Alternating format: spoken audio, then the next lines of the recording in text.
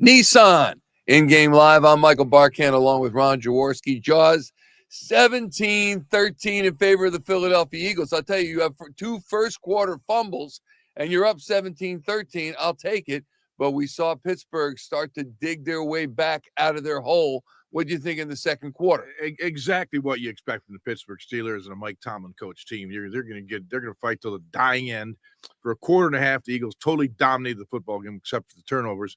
It was like warming the bus up. Let's get to the airport. You know, that's the way I'm feeling about the game after a quarter and a half. But I said, give Tomlin his Steelers some credit. They bounced back. They got Russell Wilson playing. They gave him a little bit of protection. He made some plays. Now we got a ball game. Yeah, they did give him protection. A couple of times he dropped back, and it was kind of like the parting of the Red Sea, and he got yards on his feet. But that's what Russell Wilson can do. You know, he now at 36, 37, I think he's up in years. He's still got that quick twitch to get outside the pocket. He sees those lanes. He'll dip that face mask. And he'll start taking off. So he made some plays with his legs that kind of unsettled the Eagles' defense. 6-0 against the Birds' career. That stops today, John. It's going to stop today. I'm with you. Right here. I am After with you. After the first quarter, Ron Jaworski, first down, 7-0 Eagles. Net yards, 148-2 Eagles. Average gain, 8.2 yards to 0.2. Time of possession, 9:15 to 5:45. What were the Eagles doing that was that much better? And what was it? Just the loss of Saquon Barkley in the second quarter? No, it wasn't that. What got that early lead was the passing game, and clearly we could put to bed all the issues with Jalen and AJ and all that. They came out smoking. They were on fire. Devontae Smitty got involved. So the passing game was electric. It was a great first quarter and actually first half by the Eagles passing game. With Saquon, obviously some concern.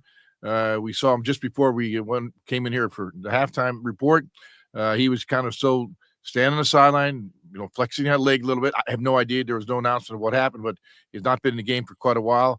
It didn't look like anything serious. It might be precautionary. I don't want to say anything about injuries because you never really know, but he's not in the game. Let's put it that way. He was in the tent, got examined. The fact that he's standing and watching the game, I don't know what to make of it.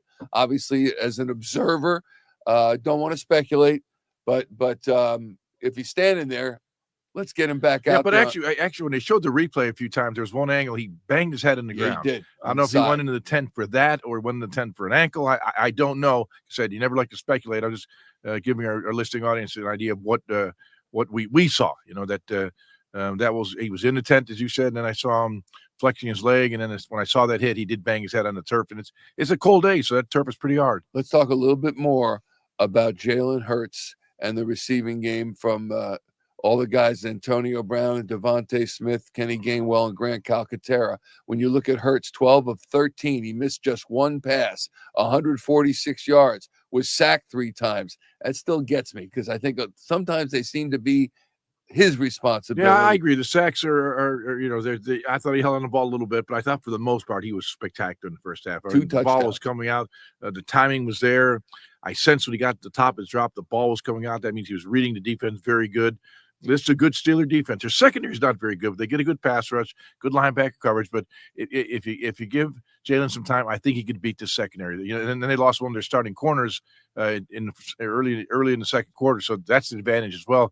We got to take advantage of it. As long as we can block Watt, we're okay. Yeah. Well, we're struggled with him. That's a tall order, and they have, and Lane Johnson in particular, and Tom Brady referred to him as a future Hall of Famer. Lane Johnson, Watt as well. Yeah. But anything that Lane Johnson can do to adjust to try to fight off T.J. Watt, because he not only is he big, he's fast. It is a game record, and there was one play they actually gave Lane some help. Calcaterra stayed in and chipped him, and he still got around both of them. So he's that kind of a football player, and that's why you must stay out of those known passing situations where you have to throw the football, because he'll have no respect for the run.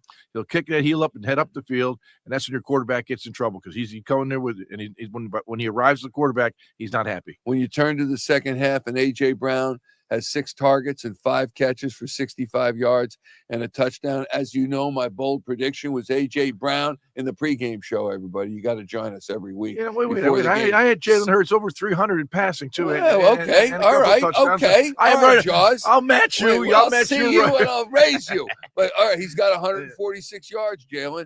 I think he can flirt with 300 yards, Yes. if not exceed it. I don't know how many more touchdowns. He's only got 2. Yeah, so he's having an off day. So does he get 2 or 3 more perhaps? And well, I'll take those. I'll take one more. And AJ Brown, what do you think? 5 receptions for 65 yards. How much more does he get? Depending on how this game plays out, I'm sure they'd like to feed him the football. He's getting good matchups, but if you get ahead in the ball game, you got to go back to burning the clock and try to keep the other team's offense off the field. So depends how this game plays out. But we get the ball to start the second half, put 7 on the board, make them play catch up, make the Steelers get after us. I like it. And reminder, when the clock hits 0 and the game goes final, please join us at NBC Sports Philadelphia for Eagles post-game live. Ron Jaworski, Barrett Brooks, John Clark, Reuben Frank, all the interviews you could want or need from a big, says right here, Big Eagles win. It's a cast of thousands that will break this down. Pittsburgh has not won here since 1965. And they ain't winning today. When I was 5. They ain't winning from today. Jaws' lips to right up there. We'll see you post-game live, everybody.